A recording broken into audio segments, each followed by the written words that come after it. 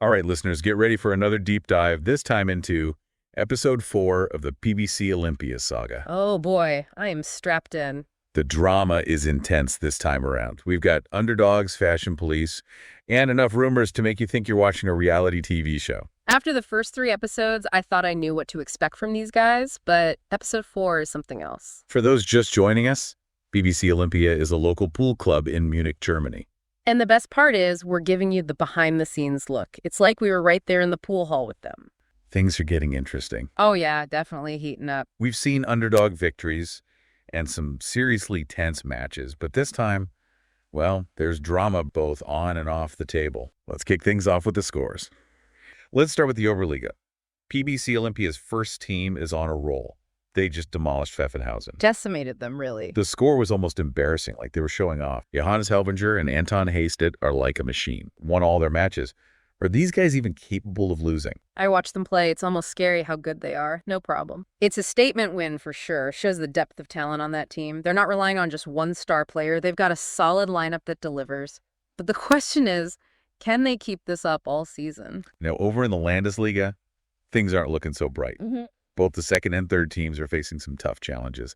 Yeah, some ups and downs for sure. The second team had a rough loss against PBC München West.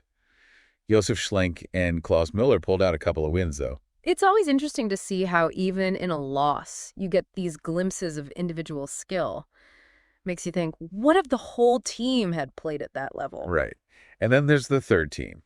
They also had a tough loss against BSV Pfaffenhofen. Team 3 got absolutely crushed. Some might say it's bad luck, but I'm starting to wonder if Valente's double duty as coach and player is a problem.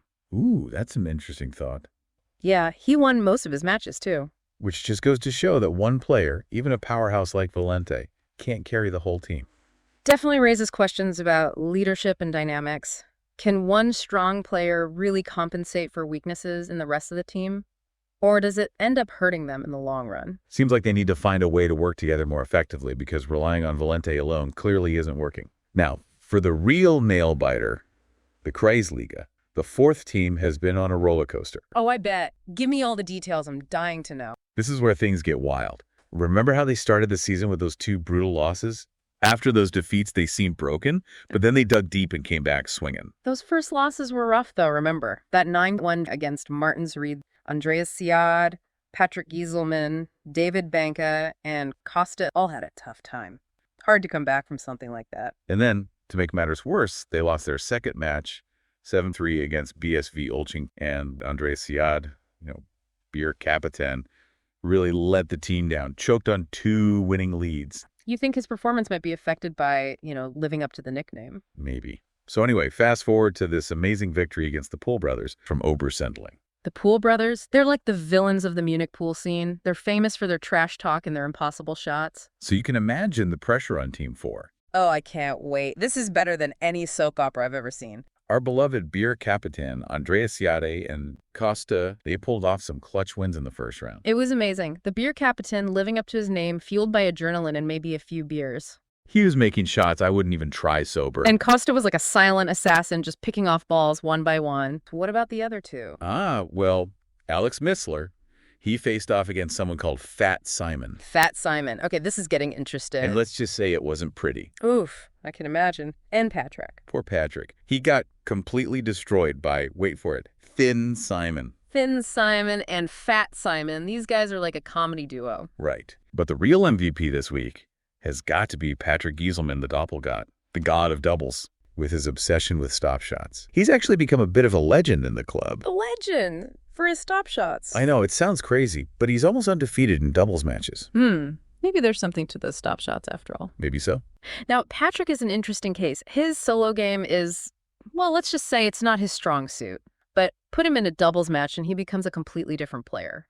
It's all because of this one technique he's mastered, the stop ball. He uses it to set up his partner for easy shots. And in doubles, that's a game changer. So he's like the ultimate wingman, but for pool. Exactly. But why doesn't he use this stop ball in his solo games, if it's so effective? That is the million-euro question. Rumor has it he learned it from Valente, but Valente doesn't use it anymore. Some say it's pride, others say it's a rivalry between them. Ooh, drama. Ugh. So back to the match. Team 4 is up 2-2 after the first round. And then the doubles matches. Tony and Alex crushed their opponents in the 9-ball match. A decisive victory. But then there's Andreas and Patrick in their 10-ball match. Now, this is where things get interesting. Bierkapitän and Patrick Gieselman. Right. Patrick is a bit of a mystery. He's got this limited playing style, relies on these simple shots, but he somehow pulls off these amazing wins, especially in doubles. Almost like he's got a sixth sense for it. Exactly. It's incredible that he can win with such an unorthodox style. You have to wonder if his simplicity is actually a strength. So picture this. Andreas is playing like a man possessed, making incredible shots. And then there's Patrick, doing his Patrick thing. You'd think they'd clash. On paper, it sounds disastrous. Right. But somehow, it works. Andreas is like this hero, bailing Patrick out time and time again, pulling off trick shots and jump shots to cover for, well, let's just say Patrick's creative plays. It's like they've developed this unspoken communication, a way of anticipating each other's moves that goes beyond their different styles. Definitely a testament to teamwork. But even with Andreas playing like a champion, they had some close calls. And it all came down to that final crucial moment. The tension must have been palpable. Score is tied 3-3, and it all comes down to Patrick sinking the 10-ball. The whole room is holding their breath. Patrick lines up the shot, and he takes a swing. Yeah. It looks like he's missed. The ball wobbles, teeters on the edge of the pocket, and then drops in. They won. The whole place erupts. So they go into the final round. The pressure is on. What happens next? Costa steps up and completely dominates his opponent, 5-0. It was a beautiful thing to watch. He was like a machine. So the Bierkapitän just needs to win his match, and Team 4 gets their first victory of the season. Seems easy enough, right? Not so fast. He was up against the same pool brother who demolished Patrick earlier. Thin Simon. This guy was a shark. I can feel the tension building. Did the Bierkapitän crack under pressure? Here's where the legend of the Bierkapitän truly comes alive. Every shot was perfect. He wasn't just winning, he was destroying his opponent. It was brutal and it was beautiful. Amazing. So they pull off the win. The crowd goes wild, confetti everywhere. The Bierkapitän races his beer stein in victory. Okay, maybe not that last part, but you get the idea. Speaking of beer, did the Bierkapitän even manage to stay sober enough to enjoy the win? That's a question for the ages. But we do know that the post-game celebration wasn't without its drama. Captain Tony, the ever-stylish leader of PBC Olimpia, decided it was time to talk about fashion. Wait, what? Fashion? But of course it wouldn't be PBC Olimpia without a little bit of drama. Oh, here we go. What happened now? He decided to play fashion police. Oh, no, not the fashion police. Oh, yes, the fashion police. And you'll never guess what set him off. What? I asked. Andreas' pants. His pants. His pants. Apparently, they weren't the right shade of black. The right shade of black? Are you serious? Dead serious. That is unbelievable. Oh, believe it. This is PBC Olimpia we're talking about. It gets weirder. Weirder. Weirder. I'm almost afraid to ask. But tell me everything.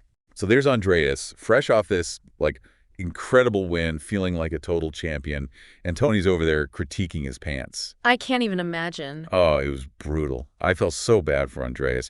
I mean, the guy just won a crucial match, and all anyone can talk about is his pants. It really makes you wonder what's going on in Tony's head, doesn't it? Right. Apparently, their pants weren't black enough to meet the team's dress code. Seriously, they're getting called out for their pants. I know, right? Andreas even argued that his pants were clearly black, maybe with a little bit of gray. Only in PBC Olimpia could you have a fashion debate in the middle of a victory celebration. Exactly. It's this constant mix of discipline and absurdity that makes this club so entertaining. And so utterly unpredictable. You'd think winning their first match would be the bigger news. But hey, that's PBC Olimpia for you, always keeping us guessing. And that's just the beginning, folks. Black trousers for a casual hangout. You gotta love Captain Tony. Right. I mean, they won their first match. You'd think that would be the talk of the night. But nope. It's all about the dress code. So what is PBC Olimpia going for here? Are they trying to be all fancy, or is it more like a we take pool very seriously kind of thing? Maybe it's a mind game. Intimidate the other teams with their fashion sense. Or maybe Tony just really loves black trousers. Who knows? It's PBC Olimpia. Speaking of ups and downs, while the fourth team's flying high, someone's got to be down in the dumps. Oh yeah, the fifth team is having a rough time, to say the least. 2 brutal losses this week, first against Lerchenau, then Ulching. And not just losses. I mean, we're talking 9-1 both times. Ouch, that's gotta hurt. Rock bottom of the league table. Makes you wonder what's going on there. Anything is possible. Any ideas why they're struggling so much? It looks like they just don't have any team chemistry. So it's not that they're bad players, they just can't seem to work together. Exactly. No communication, no strategy. It's like they're all playing solo out there. That's tough to watch. You'd think they would have figured it out by now. Maybe they need a team-building exercise. Like trust falls, but with pool cues. I'd pay to see that. But seriously, I hope Team 5 can figure things out. It's painful to watch them lose like that. Some changes might be coming during the winter break. Maybe a new player or a new coach. A new coach. Now that would be interesting. Imagine if they brought in someone totally unexpected, like a yoga instructor or something. Or they could just double down on the black trousers. Make everyone wear them, head to toe. Maybe that's the key to success. The Black Trouser Brigade. I can see it now. You know what else is coming up? Christmas. And that means the PBC Olimpia Christmas party. Oh, yeah. The legendary Christmas party. I'm ready for the eggnog, the bad gifts, and the inevitable black trouser drama. I could just picture Captain Tony at the door like a bouncer, only letting people in if they're wearing the right pants. And Valente planning everything down to the last detail. The music, the food, the decorations. Knowing Valente, the food will be amazing. Yeah. Probably a whole buffet with themed snacks. And don't forget about the potential for scandal. Ooh, this is getting good. Will the Bierkapitän make it through the night without a beer? Will Team 5 drown their sorrows in eggnog? Will Captain Tony finally lose it over someone's pants? The suspense is killing me. We need answers. I know, right? With this crew, you never know what could happen with bowling balls and beers. Patrick practicing stop shots on the bowling lanes, Tony enforcing the dress code. It's this mix of competition, camaraderie, and absurdity. It's what they do. I can already picture it. The beer captain leading a conga line through the lanes. And Captain Tony critiquing everyone's Christmas sweaters. Oh, absolutely. We'll probably have a whole set of rules for festive attire. Like no reindeer antlers allowed. Only Santa hats that are perfectly aligned. And definitely no flashing Rudolph noses. Oh man, it's going to be epic. I can't wait to see the carnage. Makes you realize it's not just about winning, it's about the whole experience. The human side of it all, the friendships, the rivalries, the shared moments. We see teams rise and fall, individuals shine. Maybe we should just crash the party ourselves. Get the scoop firsthand. Operation PBC Christmas Chaos. Let's do it. Okay, hold on. Before we start packing our bags and raiding our closets for black trousers, let's not forget there's still a lot of pool to be played before this Christmas party extravaganza. Right. We've got weeks of matches and rivalries to get through before we can even think about eggnog and gingerbread pool tables. And that means more of the twists and turns that we love so much. Exactly. Will Team 4 keep their winning streak alive? Or will they crack under pressure? Can Team 5 climb out of the basement of the league? Or are they doomed to be the laughingstock of PBC Olimpia? And what about Valente? Will he finally choose between coaching and playing, or will he keep juggling both and driving everyone crazy? So many questions. But that's what makes PBC Olimpia so great. Right. It's like a soap opera, but with pool cues. And who doesn't love a good soap opera? So after all this, what have we learned from PBC Olimpia? What's the takeaway from this whole Bierkapitän thing? You know, it's funny, right? Here's Andreas. Loves his beer, maybe even enjoys one during a match. Yeah, not exactly the picture of a disciplined athlete. But he's valued, he's part of the team, and he can deliver. So it's not just about being the best, most serious player. Seems like PBC Olympia's got this balance, competition, but also fun. Everyone's welcome. Makes them relatable, right? Life's too short to be serious all the time. Exactly. You got to have that laughter, those weird traditions. That's what makes it special. Like calling out your teammates' pants for not being black enough, even though, come on. Right. Those moments, that absurdity, it's endearing, it's human. It's a reminder, even when you're competing, there's room for lightheartedness. So that's PBC Olimpia, embracing the highs and lows, the wins, the losses, always with a laugh. It's infectious, their energy. It makes you want to grab a cue and join in. And it reminds us sports are about more than just the scoreboard. It's the connections you make. The friendships, pushing your limits, those memories, that's what sticks with you. So next time life gets a little too serious, think of PBC Olimpia. Embrace the absurdity, laugh it off, remember to enjoy the game. And hey, maybe have a beer while you're at it. Prost to that. So stay tuned, subscribe, and tell your friends. We'll be back soon with more PBC Olimpia madness. Until then, stop it all and maybe invest in a pair of black trousers just in case. You've been listening to your shortcut to being brilliantly informed about the things that matter. We'll be back soon with another episode. Until then, stay curious.